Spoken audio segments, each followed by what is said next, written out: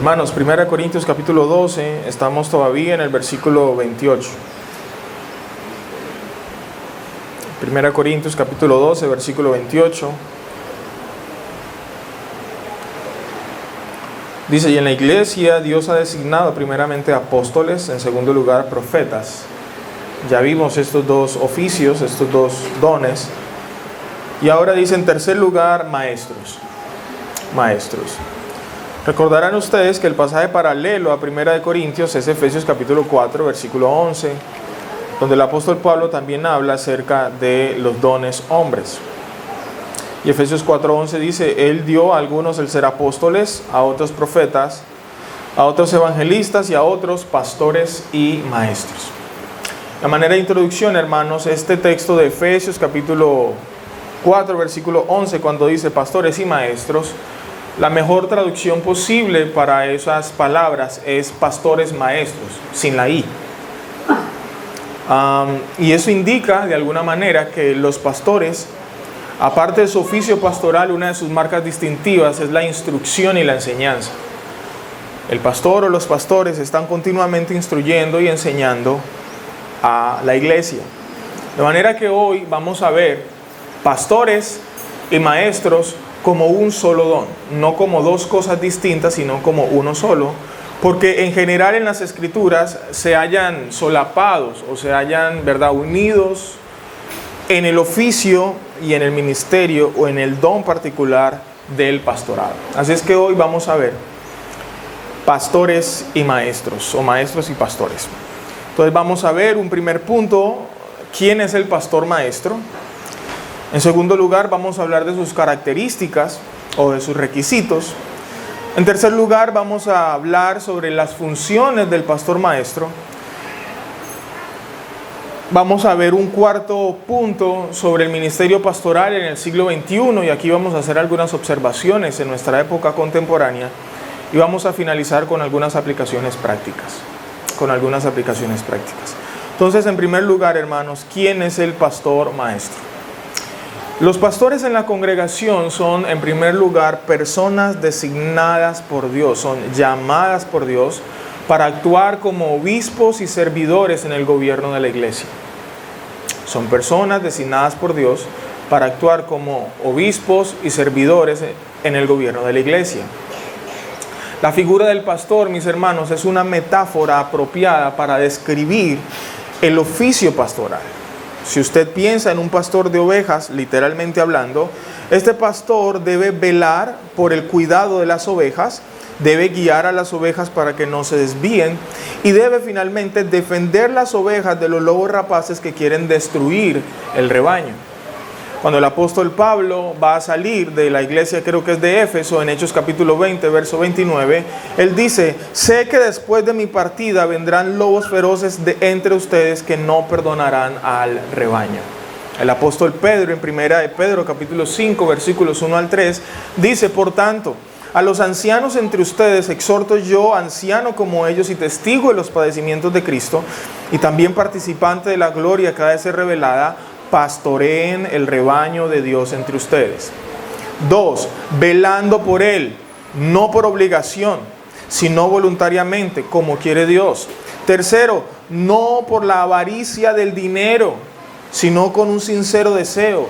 Tampoco como teniendo señorío sobre los que les han sido confiados, sino demostrando ser ejemplos del rebaño. Ustedes notan ahí que hay un cuidado. Van a venir lobos rapaces, ustedes deben cuidar a esas ovejas.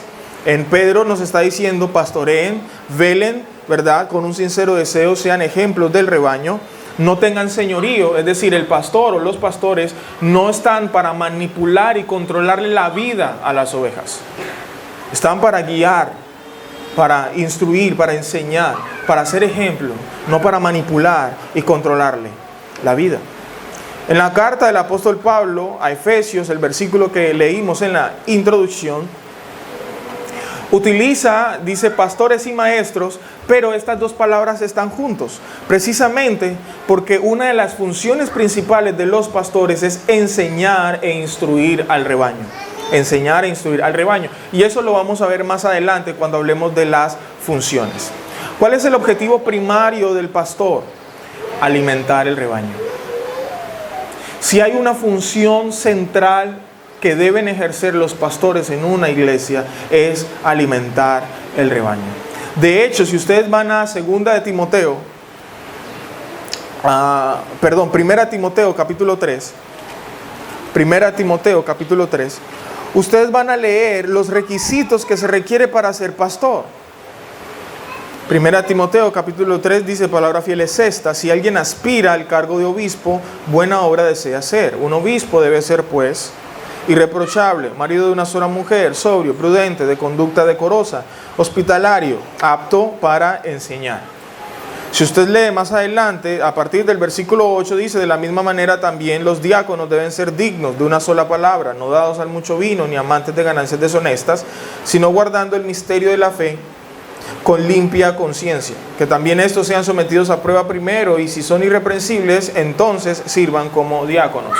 La única diferencia entre los diáconos y los ancianos o los obispos es esa: apto para enseñar. ¿Por qué? Porque la función primaria del pastor o de los pastores dentro de una iglesia es enseñar e instruir a la iglesia. Esa es la función primaria. ¿Significa que el pastor no puede hacer aseo, pintar, arreglar un ventilador? No, no significa eso. El pastor puede hacerlo, pero su función principal es alimentar el rebaño, es instruir a la iglesia, no otra.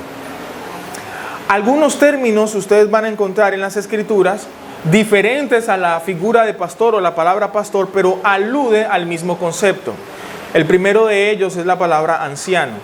Este título, menciona un autor, destaca la administración y la dirección espiritual de la iglesia. En Hechos capítulo 15, versículo 6, dice la palabra: entonces los apóstoles y los ancianos se reunieron para considerar este asunto. Ese es el concilio de Jerusalén. Hay un problema, hay un debate sobre un asunto, y todos se reúnen, y miren que aquí habla los ancianos.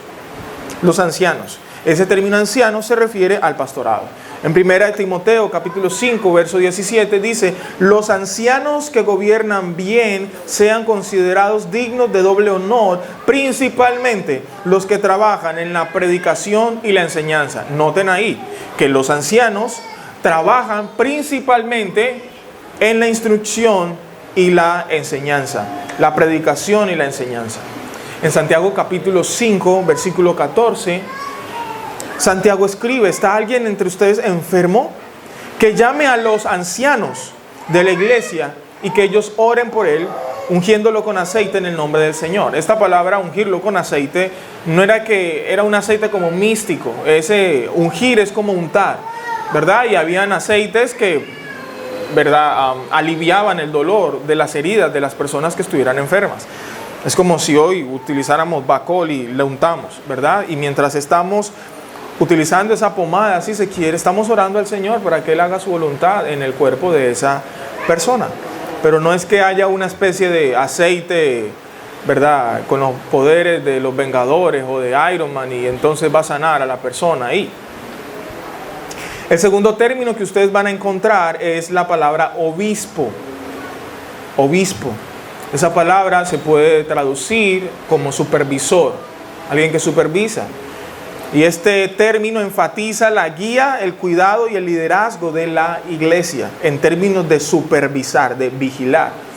Hechos capítulo 20, versículo 28, dice lo siguiente: tengan cuidado de sí mismos y de toda la congregación en medio de la cual el Espíritu Santo les ha hecho obispos para pastorear. Noten ustedes, obispos para pastorear la iglesia de Dios, el cual Él compró con su propia sangre. Filipenses capítulo 1, verso 1 dice: Pablo y Timoteo, siervos de Cristo Jesús, a todos los santos en Cristo Jesús que están en Filipos, incluyendo a los obispos y diáconos. Entonces ahí está otra vez la palabra, obispos, hablando de pastores. Y en Tito capítulo 1, versículo 7, Pablo escribe: porque el obispo debe ser irreprensible como administrador de Dios, no obstinado, no iracundo, no dado a la bebida, no pendenciero, no amante de ganancias deshonestas. Entonces aquí tenemos ancianos, tenemos obispo, pastor. Los tres términos aluden a la misma función, al mismo oficio. El término pastor ya lo vimos en Efesios capítulo 4, versículo 11.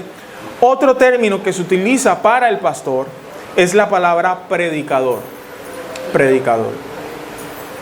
Esta palabra enfatiza la función de la proclamación del mensaje bíblico, la proclamación del evangelio y la proclamación de la enseñanza de las escrituras. En Romanos capítulo 10, versículo 14, dice: ¿cómo pues invocarán en aquel en quien no han creído?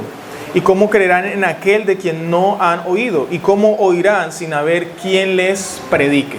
Hay una función de predicación que ejerce el pastor dentro de la iglesia.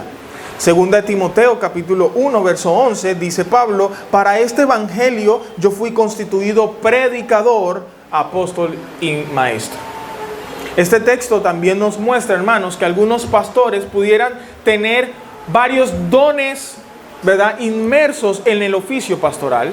Por ejemplo, el don de enseñanza, el don de sabiduría. Y en el caso del apóstol Pablo, él era predicador, apóstol y maestro.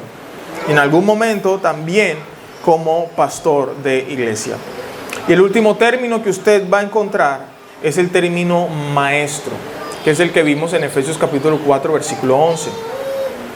El maestro es la persona responsable de la instrucción y la exposición de las escrituras, cuya enseñanza es instructiva. Primera de Timoteo 2:7 dice: y para esto yo fui constituido predicador y apóstol. Digo la verdad en Cristo, no miento, como maestro de los gentiles en fe y en verdad. El apóstol Pablo estaba ejerciendo una función de instrucción, de enseñanza a la iglesia. Entonces, por un lado va a instruir y a enseñar, pero por otro lado, el pastor, en su función como maestro, también va a corregir a la iglesia. Primera de Corintios capítulo 12, versículo 28 al 29. Primera de Corintios capítulo 12, versículo 28 y 29. Y en la iglesia, Dios ha designado primeramente apóstoles, en segundo lugar profetas y en tercer lugar maestros. Más abajo continúa Pablo diciendo: ¿son todos apóstoles? ¿Son todos profetas? ¿Acaso son todos maestros? ¿Son todos obradores de milagro? No todos, porque en la iglesia Dios ha designado a cada quien unas funciones específicas, y al pastor se le ha dado la función de enseñar, de predicar, de apacentar, de pastorear, de supervisar, de guiar, de orientar, ¿verdad?, apacentar el rebaño de Dios. Ahora, si ustedes notaron en cada uno de los versículos que acabamos de leer, cuando se habla de ancianos siempre se está hablando en plural. Obispos, ancianos, ¿verdad?, pastores, maestros. Eso indica, hermanos, que la congregación, el ideal de una iglesia es que exista una pluralidad de pastores. Cuando hablamos de pluralidad de pastores, estamos hablando de varios pastores, no un solo pastor, sino varios pastores. Estos pastores, ¿verdad?, son plurales porque son varios, pero también son paritarios. ¿Qué significa eso? Que no hay un pastor por encima del otro. Todos tienen la función de supervisar, todos tienen la función de guiar. Lo que va a suceder es que cada pastor, en el ejercicio de sus dones, va a tener unas fortalezas y unas debilidades que van a ser compensadas con las fortalezas y debilidades de los otros pastores. De manera que las funciones que se delegan a esos varios pastores dentro de una misma congregación van a estar orientadas por los dones, las capacidades y competencias que tenga ese pastor. Nosotros aquí en Palabra de Verdad creemos en la pluralidad de pastores, y hasta enero de este año, febrero aproximadamente, éramos 2 pastores. El hecho de que aquí haya un solo pastor no significa que esté mal. Dios provee de pastor a una iglesia, mínimo uno. Pero el ideal, mis amados hermanos, es que en una iglesia hayan varios pastores. Esto trae muchos beneficios. Se reparten las cargas y evita que el pastor solito caiga en la tentación de enseñorearse de las ovejas. ¿Quién designa a los pastores? La iglesia. ¿Cómo los designa? Vamos a ver entonces nuestro segundo punto. ¿Cuáles son las características o los requisitos que una persona debe cumplir para poder ejercer el ministerio pastoral? Esto lo vamos a ver en 1 Timoteo capítulo 3. 1 Timoteo capítulo 3, versículo 1 al 7. Palabra fiel es esta: Si alguien aspira al cargo de obispo, buena obra desea hacer. Entonces observe, hay un deseo de esta persona de ser pastor. Y Pablo dice, eso es bueno, está bien. Pero luego, ¿qué dice? Versículo 2, sin embargo, un obispo, un pastor, debe ser una persona irreprochable. La Reina Valera dice irreprensible. ¿Qué significa eso? Que es una persona que no se le haya motivo para regañarle. No es reprensible, no le podemos dar una reprensión a causa de que su testimonio es intachable. Este obispo debe ser marido de una sola mujer, y aquí enfatiza que el ministerio pastoral está delegado específicamente al varón. Y ahorita vamos a ampliar esto. Marido de una sola mujer. Tercero, debe ser una persona sobria, es decir, una persona en sus 5 sentidos, alerta, que no se entrega a la bebida, que no se entrega al alcohol. Lo siguiente que dice, debe ser una persona prudente, sabia, de conducta decorosa, hospitalario. Es decir, es un hombre con las puertas de su casa abiertas para recibir personas, para hospedarlos, ¿cierto? El ser hospitalario no es solamente que la persona amanezca en la casa de uno. Ser hospitalario también implica, ¿verdad?, invitar a gente a la casa a tomarse un café, a conversar, ¿verdad? Es una casa de puertas abiertas. Dice en siguiente requisito, debe ser una persona apta para enseñar. Más adelante Pablo le va a decir a Timoteo que él debe presentarse delante de Dios como un obrero aprobado, que no tiene nada de qué avergonzarse y que usa con precisión las Escrituras. El uso con precisión de las Escrituras es indispensable para el pastor, porque recuerden que una de las funciones primordiales del pastor es enseñar e instruir. Si el pastor no conoce la Biblia, no entiende la Biblia, no tiene un conocimiento mínimo necesario de las Escrituras, de todo el consejo de Dios, ¿cómo va a instruir? Versículo 3. No dado a la bebida.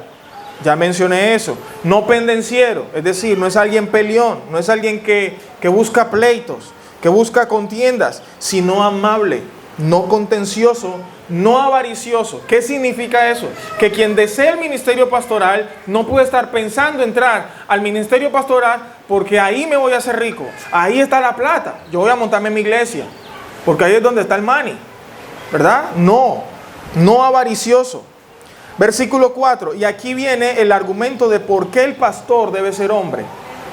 Esto no es una cuestión machista, como a veces se le juzga al cristianismo bíblico. Versículo 4, que gobiernen bien su casa, teniendo a sus hijos sujetos con toda dignidad. Verso 5, pues si un hombre no sabe cómo gobernar su propia casa, ¿cómo podrá cuidar de la iglesia de Dios? En otras palabras, este hombre que quiera ser pastor, primero debe ser pastor en su casa. Este hombre debe administrar bien su casa. Este hombre debe dar testimonio y evidencia de que está liderando correcta y bíblicamente a su esposa, a sus hijos. Es un proveedor, es alguien que administra bien, que ejerce con fidelidad ese liderazgo espiritual en la casa, que es ejemplo en casa. Versículo 6, no debe ser un recién convertido. La Reina Valera dice que no sea un neófito, de manera que se envanezca y caiga en la condenación en que cayó el diablo. Verso 7, este hombre que quiere y aspira a ser pastor debe gozar también de una buena reputación entre los de afuera de la iglesia. Es decir, esa persona tiene que ser una persona íntegra. Lo mismo que es Brian aquí, es Brian en la casa, es Brian en el trabajo, en la calle, en la cuadra, donde sea. Entre los de afuera de la iglesia, ¿para qué? Para que no caiga en descrédito y en el lazo del diablo. Estos son los requisitos que debe cumplir un pastor. ¿Quién evalúa estos requisitos? ¿El pastor mismo? No, la iglesia. De manera que si alguien desea ser pastor, ¿cómo la iglesia va a saber que ese hombre está gobernando bien su casa? ¿Qué tiene que hacer la iglesia? Meterse a la casa de ese hombre. Si ese hombre no permite que se le metan a la casa, no puede ser pastor. ¿Por qué? Porque ese hombre debe ser irreprensible. Hermanos, irreprensible no es ser perfecto. Irreprensible es ser coherente y consistente con lo que se cree. Ser coherente es, si yo cometí un error, pues me arrepiento, porque se supone que eso es lo que yo creo. La iglesia debe evaluar estas características en el pastor. En ese candidato se debe orar, se debe evaluar, examinar.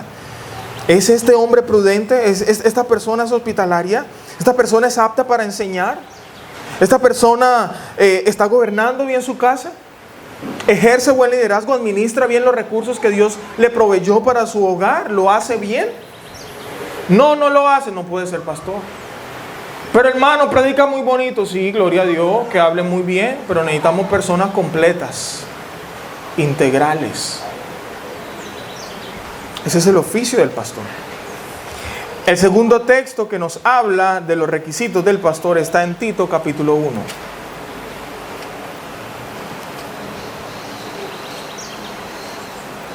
Tito capítulo 1, versículos 5 al 9. Dice Pablo: por esta causa te dejé en Creta, para que pusieras en orden lo que queda y designaras ancianos en cada ciudad como te mandé. Notan ustedes el plural, son varios. Versículo 6, los designarás si el anciano es, primero, irreprensible; segundo, marido de una sola mujer; tercero, que tenga hijos creyentes. Miren que en Timoteo habla de hijos sujetos, aquí habla de hijos creyentes, ¿verdad? ¿Deben ser creyentes los hijos del pastor? No necesariamente. ¿Por qué? Porque la salvación es del Señor, yo no gobierno el corazón de los hijos. Y entonces Pablo, ¿qué es lo que está diciendo aquí? Bueno, si leemos el texto de Tito a la luz del texto de Timoteo y otros textos, vamos a ver que lo que Pablo está diciendo aquí es que sea un hijo que obedece y se sujeta a sus papás. Mis hermanos, cuando el hombre ejerce un liderazgo bíblico y fiel en el hogar, lo más común es que puede que ese hijo no sea cristiano, pero te respeta. Te respeta. ¿Por qué? Mira, ve, yo no soy cristiano y todo, pero mi papá sí. Y mi mamá también. Y ellos, eso sí, yo no puedo decir nada de ellos. ¿Ven? Ese respeto, ese sentido de reverencia ante ese testimonio, ante esa irreprensibilidad de los padres, específicamente del papá, que es el énfasis que estamos haciendo, influencia al niño. Puede que no lo convierta, vuelvo y repito, la salvación es del Señor. Pero ese liderazgo, esa influencia, esa relación que tiene el padre con sus hijos, hace que sus hijos le obedezcan, se le sujeten y lo respeten. Continúa el apóstol Pablo, dice: no acusados de disolución ni de rebeldía. Entonces yo aquí estoy hablando de que los hijos deben ser X o Y, y mis hijos por allá en la calle haciendo y deshaciendo, tirando machete o cualquier otra cosa. Las palabras que salen del pastor en una predicación son escuchadas y recibidas por lo que la gente ve en el pastor.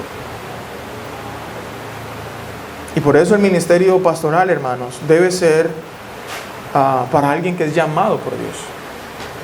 Esto no es una profesión, no es algo que aprendemos en la universidad, donde mejoramos nuestra técnica y experticia. Dios nos tiene que llamar, porque la única manera que podamos ser fieles en esto es si Dios está presente. Pero continúa el texto diciendo: porque el obispo debe ser irreprensible como administrador de Dios, no obstinado. O sea, debe escuchar consejo. El pastor, aunque enseña, debe ser alguien enseñable, alguien que escucha. No una persona terca, ni el mulo sin entendimiento, como dice Proverbios. Y así hay muchos esposos. La esposa le dice: ve, no me importa, ya lo dije y punto. Pero mi amor, pues no. Y puede estar equivocado, y a veces sabe que está equivocado, pero insiste. ¿Por qué? Yo no me dejo dejar. Es que yo soy el varón aquí. Eso sí es machismo. El pastor no debe ser obstinado, no debe ser iracundo, por todo se enoja, estalla en ira, ¿verdad? No dado a la bebida, no pendenciero, no amante de las ganancias deshonestas. Es decir, no es una persona corrupta. es una persona ladrona, es una persona que hace chanchullos económicos para recibir réditos financieros.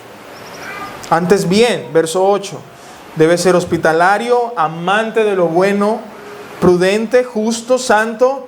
Mire lo que dice, dueño de sí mismo, con dominio propio, con autocontrol.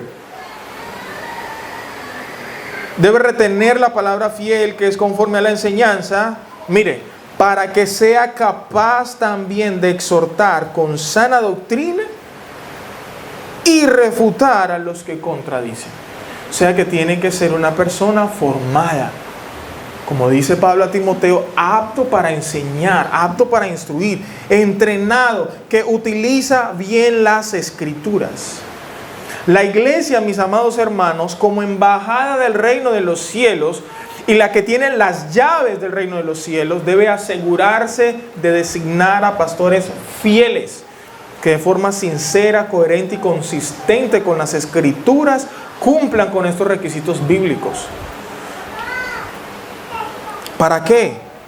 Para que podamos tener pastores que instruyan, que enseñen, ¿verdad? Que sean fieles, para que ejerzan de manera bíblica y fiel sus funciones de pastorear, alimentar y cuidar el rebaño de Cristo. De manera que el pastor o el ministerio pastoral no es para cualquiera. Pero tampoco significa eso que los pastores son una especie de cristianos especiales que están en otro nivel de gloria y por eso es que se les coloca allá. Y entonces todos los demás hermanos son de menos categoría. No, porque al final, mis amados hermanos, estos requisitos de los pastores están hablando de una persona madura. De una persona madura. Mire cómo lo pone en la elección de los diáconos en Hechos de los Apóstoles capítulo 6. En Hechos capítulo 6, si bien este texto no habla de manera directa del ministerio pastoral, sí vamos a ver cómo ellos eligieron a sus diáconos. Por aquellos días, al multiplicarse el número de los discípulos, surgió una queja de parte de los judíos helenistas en contra de los judíos nativos, porque sus viudas eran desatendidas en la distribución diaria de los alimentos. Entonces los 12 convocaron a la congregación de los discípulos y dijeron: no es conveniente que nosotros descuidemos la palabra de Dios para servir a las mesas. Miren la prioridad. En la Reina Valera dice: no es justo, no está bien que dejemos la palabra para servir las mesas. ¿Están diciendo los apóstoles que servir las mesas es de menor categoría? No, están diciendo que ellos tienen otra prioridad dentro del cuerpo de Cristo y que otros deben cumplir esa función. Recuerden lo que veíamos en 1 Corintios capítulo 12. Entonces, como yo no soy mano, yo no soy parte del cuerpo. No, la mano ejerce unas funciones que son importantes, pero el ojo tiene que cumplir otras. Hablaba con un hermano y él me decía: mire, mis ojos no pueden ejercer bien la función. Yo tengo miopía y astigmatismo. Vea, los rostros de esta primera fila están borrosos. Yo no veo nada, ¿verdad? Pero ahora los ojos necesitan ayuda. ¿Y quién va a ayudar a los ojos? Las orejas y la nariz. ¿Y cómo? Bueno,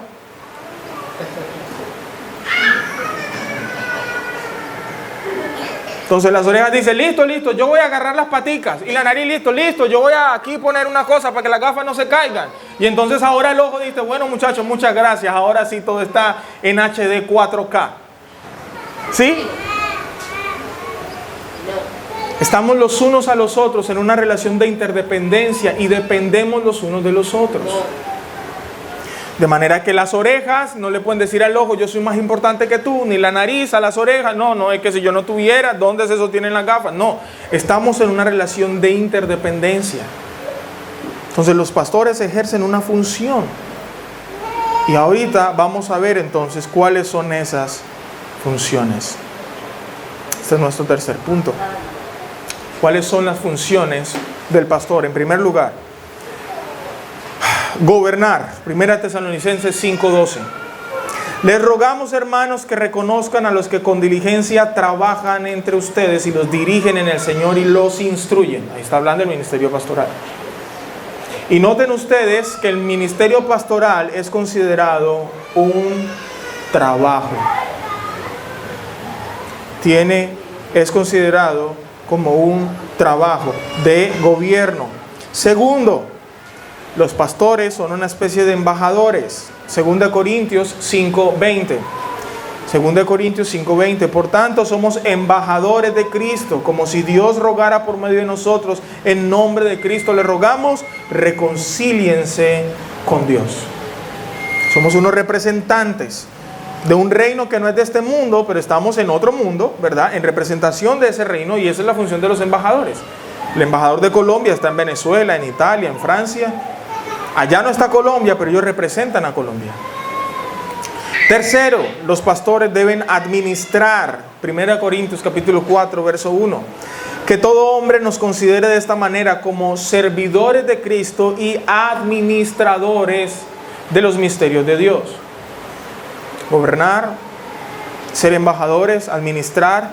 Cuarto, los pastores deben defender al rebaño. Filipenses 1:7. Es justo que yo sienta esto acerca de todos ustedes, porque los llevo en el corazón, pues tanto en mis prisiones como en la defensa y confirmación del Evangelio, todos ustedes son participantes conmigo de la gracia. Este pastor debe defender la palabra, defender el Evangelio, defender la iglesia, defender el testimonio de la congregación. El pastor también debe ministrar, entiéndase, servir. 2 Corintios 4:5. 2 Corintios 4:5, porque no nos predicamos a nosotros mismos, sino a Cristo Jesús como Señor, y a nosotros como siervos, como ministros de ustedes por amor de Jesús. Otra función, hermanos, es la predicación del Evangelio. La predicación del Evangelio. 1 Corintios 1:17. Dice, pues Cristo no me envió a bautizar, sino a predicar el Evangelio, no con palabras elocuentes, para que no se haga vana la cruz de Cristo. Y más adelante Él va a decir, nosotros predicamos a Cristo y a este crucificado. No predicamos otra cosa. Debemos predicar la palabra. Otra de sus funciones, alimentar el rebaño. Lo vimos en 1 Pedro capítulo 5:2. Pastoreen el rebaño, velen por él, no por obligación. Efesios capítulo 4, verso 12. El pastor edifica. Nos dan pastores y maestros a fin de capacitar a los santos para la obra del ministerio, para la edificación del cuerpo de Cristo. El pastor tiene que edificar la iglesia, construir la iglesia. Y cada uno de los miembros del cuerpo participa en esa labor de construcción. El pastor debe orar. Yo sé que parece obvio, pero hay pastores que no oran. Colosenses 1:9, por esta razón también nosotros desde el día que lo supimos no hemos cesado de orar por ustedes, pidiendo que sean llenos del conocimiento de su voluntad en toda sabiduría y comprensión espiritual. El pastor debe ser alguien que ora por su iglesia, ora por el rebaño. El pastor debe velar por las almas y debe dar cuenta por las almas. Hebreos 13:17, obedezcan a sus pastores, sujétense a ellos, porque ellos, observen, velan por sus almas como quienes han de dar cuenta.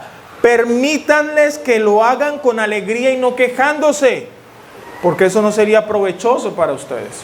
Entonces uno intenta pastorear a un hermano, nunca responde una llamada, siempre es una excusa, que no puede, que no, que eso es privado, que pastor, eso es con Dios y yo, y no sé qué. Y entonces cuando vienen los problemas, ay pastor, y uno es como, no permita que el pastor sienta eso. ¿Cómo usted lo va a hacer? Bueno, déjese pastorear, sea enseñable, escuche, ¿sí? El pastor debe luchar, debe trabajar, debe guerrearla. 1 Timoteo 1:18. Esta comisión te confío, hijo Timoteo, conforme a las profecías que antes se hicieron en cuanto a ti, a fin de que por ellas, observe, pelees la buena batalla de la fe. El ministerio pastoral, en cierto sentido, es una guerra, una lucha constante, una pelea contra el mundo, contra los poderes de las tinieblas. Pero aunque usted no lo crea, a veces también es una pelea dentro de la misma iglesia. Porque hay que surtir los que están de acuerdo, los que no están de desacuerdo, el que peca y peca y peca y peca y no se arrepiente, y el que critica, el que señala, y uno es instruyendo, enseñando, y esa es la dinámica de la iglesia. Esa es una iglesia real. Una iglesia real es una iglesia con problemas, es una iglesia con dificultades, es una iglesia, ¿verdad?, donde hay personas que pecan y a veces de manera grave. Esta no es una iglesia de santos, esto no es un museo donde vamos, oh, wow, su santidad. No, esto lo hemos dicho una y otra vez. Esto es como una especie de unidad de cuidados intensivos. Hay gente recién resucitada que está ahí con reanimación y con respiración. Hay otros que ya pasaron a hospitalización. Y hay otros que hace rato le queremos dar de alta y no se quieren ir. Porque no quieren madurar, quieren estar ahí, cuando ya es hora de que ellos cuiden también a otros. Eso es una lucha, es una batalla. Esa es la iglesia. Esa es la iglesia real. Por eso, hermanos, es que la iglesia recibe gracia, favor, misericordia todo el tiempo. Y el pastor recibe gracia y misericordia todo el tiempo para poder ejercer esta labor. El pastor debe convencer, eso lo vimos en el versículo 9 de Tito capítulo 1. Debe retener la palabra fiel que es conforme a la enseñanza para que sea capaz de exhortar y refutar. Exhortar y refutar. Habrán personas que vienen, no, pastor, eso no es así. Con mansedumbre, con lo que dice la Biblia, con prudencia, con amor, etcétera. Yo dime por qué no. No, sí, pero es que la Biblia dice esto, esto y esto y esto y esto. Debe tener la capacidad para poder refutar a esa persona, ¿verdad? La palabra refutar es controvertir el argumento. Refutar no es irse a los golpes y empezar una discusión sin sentido. Refutar es, tú tienes un argumento, yo te voy a decir por qué no es así, de acuerdo a lo que dice la palabra, y ya tú miras después si estás de acuerdo o no estás de acuerdo. Esperaría uno que estuviera de acuerdo con lo que dice la palabra. El pastor debe traer consuelo a la iglesia. 2 Corintios capítulo 1, verso 4 al 6, el cual nos consuela en todas nuestras tribulaciones, para que también nosotros podamos consolar a los que están en cualquier aflicción. ¿Verdad? Debemos estar listos para dar consuelo en los momentos de tristeza, de dolor, en los momentos de abandono, en los momentos de profundo llanto, de rechazo, de pérdida, etc. El pastor debe redarguir. Esto se relaciona mucho con convencer al otro.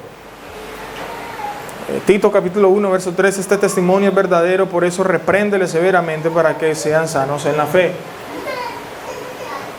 Hermanos, a veces nosotros en el ministerio pastoral tenemos miedo, y yo confieso que tenemos miedo, porque confrontar a alguien, hablarle a alguien a veces puede resultar adverso. ¿Sí? Esa persona se enoja, no te habla, te ignora, piensa que uno quiere el mal para esa persona, y es como cuando uno le llama la atención a los hijos. ¿Verdad? Hijo, no metas tu mano en ese enchufe que te vas a electrocutar. Pero hijo, ahí no es. Hasta que uno le habla fuerte y empiezan a llorar. Y a veces mi hijo me dijo, estoy triste, y se va. O soy, venga, para donde la mamá, se va para donde la mamá. Ella sí me quiere, tú no me quieres. ¿Sí? Y a veces hay que reprender severamente. Muy pocas veces creo que yo me he enojado, pero creo que un par de veces. Yo digo, hermano, pero ¿cómo se te ocurre? Y hay que hablarles fuerte. El pastor debe advertir. Hechos 20:31, por tanto estén alerta, recordando que por 3 años de noche y día no cese de amonestar a cada uno con lágrimas. Advierta. Hermano, mira, esta cosa puede pasar esto y esto y esto, pilas. Hermano, no, pastor, es por ahí. Pero mi hermano, te vas a estrellar, es por ahí. Adelante. Llegué en muleta, con el brazo partido, pastor, por ahí no era.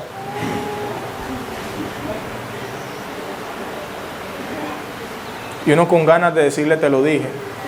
Pero no, tranquilo, mi hermano, vamos a ver, ¿qué fue lo que te pasó en el brazo?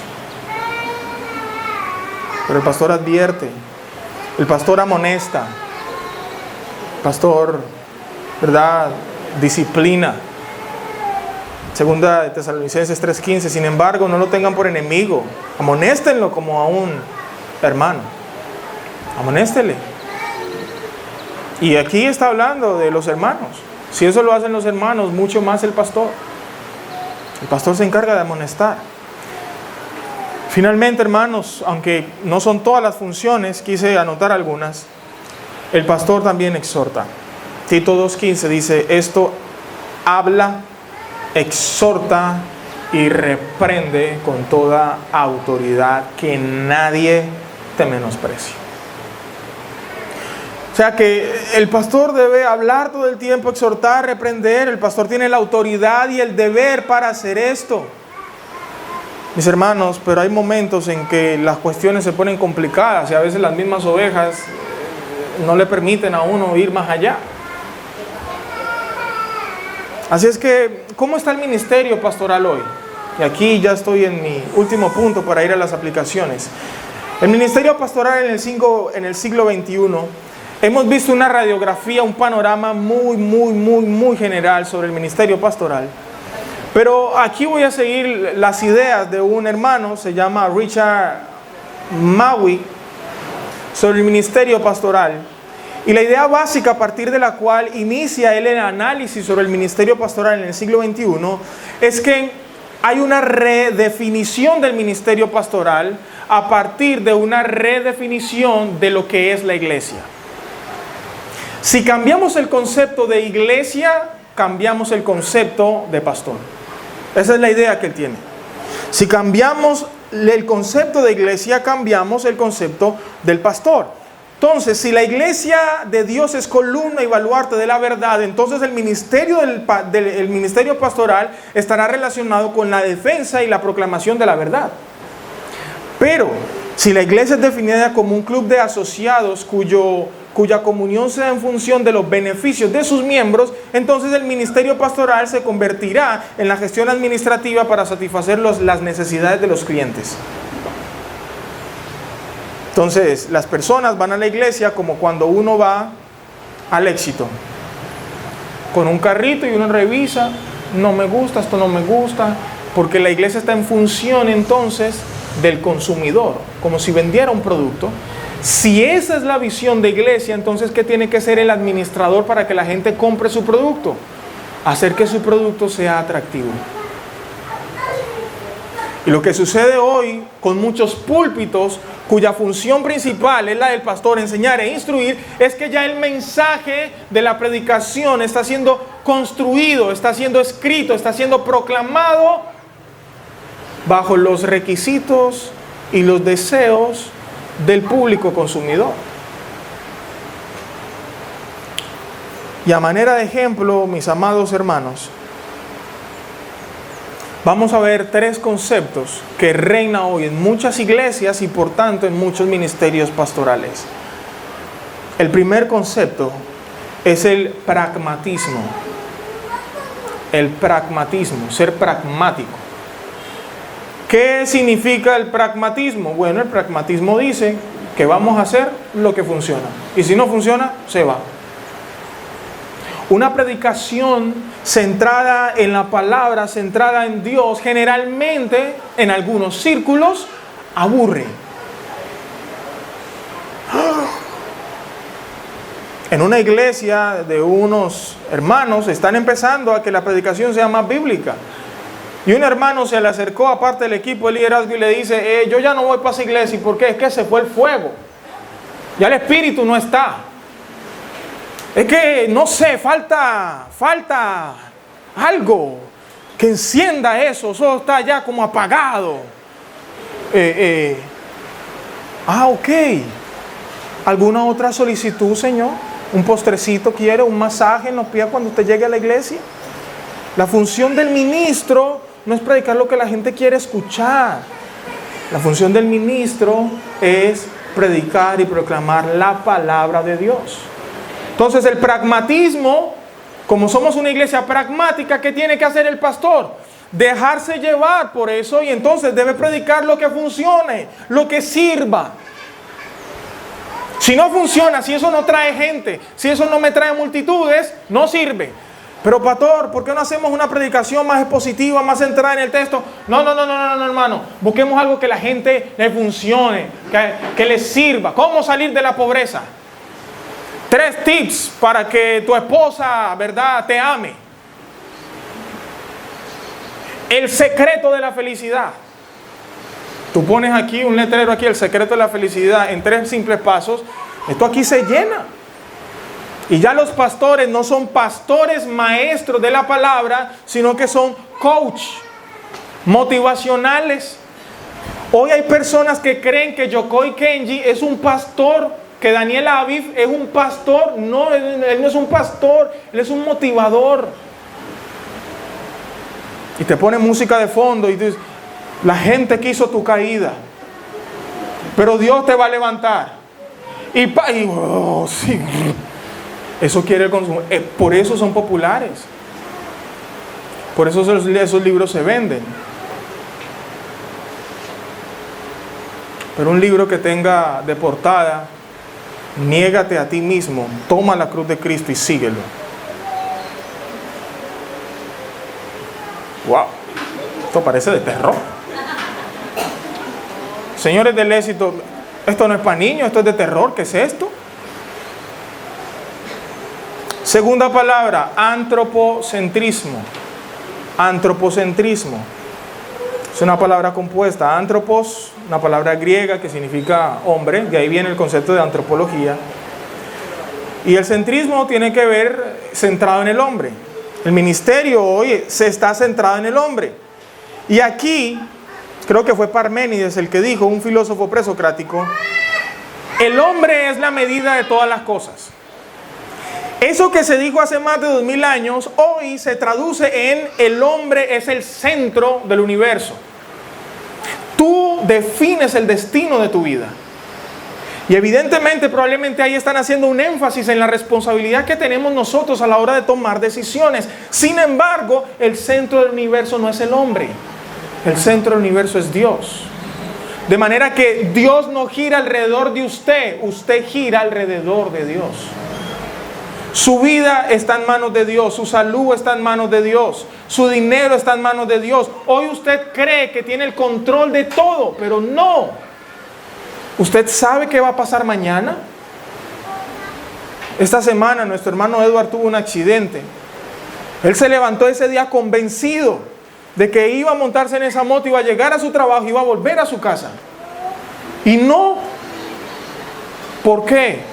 Porque la Biblia dice que nuestra vida es como sombra, como hierba, como nube, como un abrir y cerrar de ojos, como un pábilo, como un hilo. Eso es nuestra vida. ¿Y quién la controla? ¿Quién la tiene en sus manos? Dios. Giramos alrededor de Dios, no Dios alrededor de nosotros.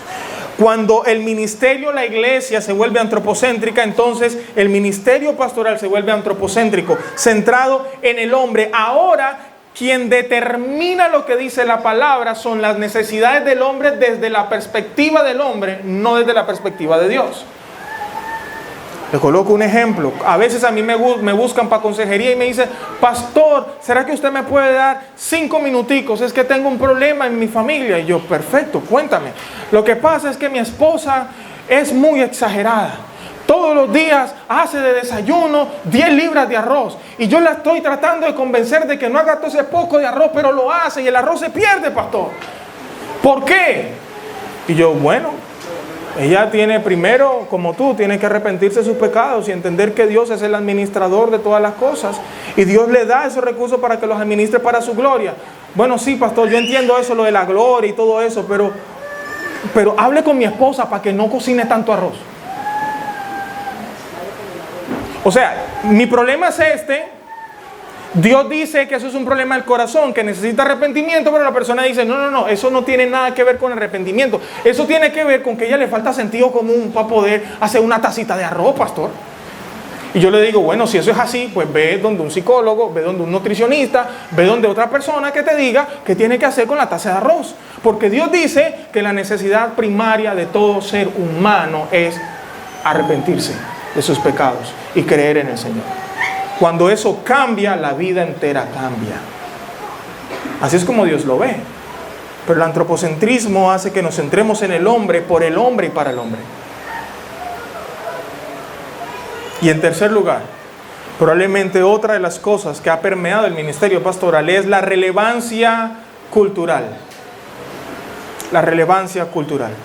Y aquí nos estamos refiriendo a que la predicación y el ministerio pastoral se enfocará en ser relevantes para la cultura actual. Entonces, hoy, ¿cómo somos relevantes? Aunque no creamos en el movimiento LGTBI, vamos a poner una bandera y vamos a poner aquí, les amamos. Queremos ser relevantes. Oye, pero es que el amor de Cristo es amplio. Aquí cabemos todos, sí, cabemos todos, pero se tienen que arrepentir. Y esa bandera no me la ponen ahí. Pero pastor, entonces ¿cómo hacemos? Lo que debemos hacer es lo que han hecho muchos hermanos a lo largo de todos los siglos. Predicar y predicar y predicar. Modelar lo que predicamos y seguir predicando. Romanos capítulo 1 dice, el evangelio, no me avergüenzo del evangelio, porque es poder de Dios para salvación a todo aquel que cree. Hermanos, no necesitamos ser relevantes, porque la palabra ya es en sí misma relevante. Yo no tengo que ayudarle a la palabra. Dios tiene el poder para convertir el alma, transformar los corazones. Cuando buscamos ser relevantes, lo que hacemos es empezar a tergiversar, a alivianar y a diluir lo que dice la Biblia. Entonces ya no hablamos de arrepiéntase de sus pecados, sino Dios tiene un propósito grande para tu vida. Ya no hablamos de ser esclavos de Cristo y servirle al Señor, sino que Dios va a hacer cosas grandes contigo. ¿Cómo suena mejor? ¿Que Dios va a hacer cosas grandes conmigo o que yo debo ser un esclavo de Cristo? No, que Dios va a hacer cosas grandes conmigo, porque eso me alimenta el ego. ¿Quién no quiere ser grande? Y cuando la gente escucha que Dios va a hacer cosas grandes, piensa, ¿cierto? Estadios llenos, coliseos llenos, una iglesia de 5,000, 10,000 gentes ahí. Fama, reconocimiento. Mis hermanos, el ministerio pastoral se centra en Dios, para Dios y es por Dios. Y ahí se debe centrar. Algunas aplicaciones, hermanos. Y esto va a ser preparativo para la cena y para el bautismo de hoy. Nuestro texto en 1 Corintios capítulo 12 dice que Dios nos ha dado maestros, pastores, para guiar. Hermanos, debemos dar gracias a Dios porque son un regalo, un don de Dios para nuestra guía, para nuestra edificación y nuestra madurez. Mis hermanos, no menospreciemos el oficio pastoral. Es el ministerio pastoral la forma más común en la que Dios cuida de ustedes. Es la manera más común y cotidiana en la que Dios cuida de ustedes. Segundo, oren por sus pastores. En este caso, oren por su pastor. Oren para que Dios levante hombres de acuerdo a su palabra, para liderar, para servir y gobernar este rebaño. Oren por hombres enseñables, humildes, dispuestos, que no sean motivados por el dinero. Oren para que los próximos pastores sean ejemplos en términos de familia, en términos de su trabajo, que provean para su casa, que lideren y gobiernen bien su casa, hermanos. Oren por las iglesias que no cuentan con un pastor para que Dios les provea de uno. Apoyen a sus pastores, anímenlos. Si tienen una palabra de exhortación para ellos, háganlo con mansedumbre, háganlo con humildad. Reconozcan que ellos tienen una responsabilidad diferente a la suya. Hermanos, sean amables, tengan tacto. Ustedes no saben las presiones que tiene el pastor encima. Tiene que lidiar con la iglesia, lidiar con su trabajo, lidiar con su familia. Y lo que uno menos quisiera es tener más peso encima. ore por su pastor para que el Señor le dé fuerza, le dé vitalidad. Apoyen a sus pastores, anímenlos. Procuren trabajar para que ustedes puedan ser generosos en los recursos que dan para la iglesia, de manera que los pastores puedan, siendo sostenidos y remunerados por la iglesia, puedan dedicarse a su cuidado de manera primaria. Recuerden que el ministerio pastoral es un trabajo. Mis hermanos, no sean personas, escúchenme muy bien, simples con iniciativa. No sean simples con iniciativa. El simple con iniciativa habla, propone, critica, señala, hagamos esto, pero es que esto no es así, pero pastor, no sé qué, pero nunca mueve un dedo para nada. Y cuando se le dice, oye, ven tú y haz esto, ay pastor, tengo trabajo, mi familia, el techo, la lluvia, el gas, el presidente Petro, la situación en Rusia, en Ucrania, las estrellas, Marte, y ese submarino, pastor, no puedo. Pero a la hora de hablar, es un simple con mucha iniciativa. Si usted no va a poner un dedo, pues no lo ponga, por lo menos ore en su casa, pero guarde silencio. Y si va a proponer es porque, pastor, hay que montar ese techo y aquí traje las tejas. Gloria a Dios, así es, así es. Mis hermanos, desarrollen los dones que Dios les ha dado, de manera que ustedes puedan servir en la iglesia y las cargas se puedan aligerar. Ustedes son parte del cuerpo y tienen una función aquí, una misión aquí. Desarrollen ese don. No se queden ahí. No se queden ahí. Si usted canta, desarrolle ese don. Si usted sirve, administra, desarrolle ese don. Si usted enseña, desarrolle ese don. Si usted está allá en el sonido, desarrolle ese don. Busque en YouTube, desarróllelo de manera que no tenga que depender tanto del pastor diciéndole a esto y a aquello. Desarróllelo. Desarróllelo. Y recuerden finalmente, hermanos, su verdadero y perfecto pastor es Cristo. Cristo es perfecto, sus pastores no. Cristo siempre los va a escuchar, pero probablemente sus pastores no.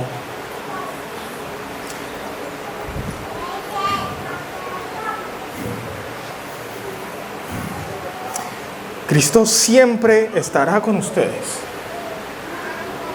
aunque a veces el pastor no. Él es fiel, justo y verdadero. Siempre cumplirá sus promesas, aunque su pastor le quede mal. Cristo es todopoderoso, sus pastores no. Cristo lo sabe todo, sus pastores no. Y aunque el pastor debe modelar a Cristo, la meta de ustedes y la meta del pastor es ser como Cristo. Por eso nos dirigimos hacia Él, no hacia nosotros, es hacia Él. A las personas que hoy están aquí por primera vez quizá, que no son cristianos, que no conocen al Señor, que no se han arrepentido, ustedes son como ovejas sin pastor. Y la oveja sin pastor está errante, vagabunda, sin esperanza y sin Dios en este mundo. Denle la vuelta a esa vida que tengan y vuélvanse al pastor y obispo de sus almas. No endurezcan su corazón. Cambien de dirección de vida. Vuélvanse a Jesús. Crean en Él. Confíen en Él. Porque solo en Jesús hallarán pasto para su hambre y agua viva para su sed. Demos gracias al Señor, porque Él es nuestro pastor y nada nos va a faltar, hermanos. Padre, gracias te damos por tu palabra, por tu misericordia, por tu bendición, Señor. Tú nos has amado, nos has salvado, Señor. Nos has cuidado y cada día pastoreas nuestras almas. Muchas de esas funciones las has delegado en pastores falibles, pastores limitados, hombres también, Señor, con sus dificultades y sus luchas, Señor, pero el ministerio pastoral no se sostiene por la fuerza y la iniciativa y el carisma del pastor. Se sostiene porque tú nos sostienes, Señor.